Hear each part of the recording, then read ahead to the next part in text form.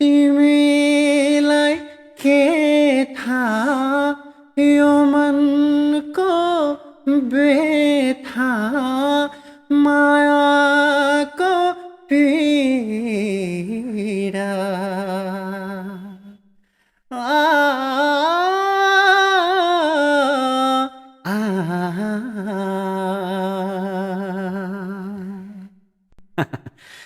यस्तै हो साथीहरू, दुःख सुख जिन्दगी है त। आज चाहिँ म एउटा राम्रो कामको लागि यहाँ आएको छु है त।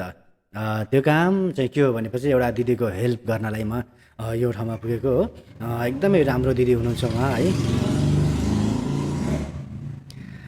त्यसैले आज म उहाँ दिदीको रिक्वेस्टलाई चाहिँ टार्न नसकेर म यो ठाउँमा आएको छु है साथीहरू। कहिलेकाहीँ समाज सेवा भन्ने काम पनि गर्नुपर्छ है। यस्तै हो साथीहरू, जिन्दगानी दर्पण छाया भने जस्तै कहिले घाम कहिले छाया, जिन्दगी यही त हो नि है। यस्तै हो साथीहरू, तपाईँहरू देख्न सक्नुहुन्छ यो बाबु खत्रै देखिन्छ हो साथीहरू। हेर्नुहोस् त के गइरहेछ यो बाबुले यार।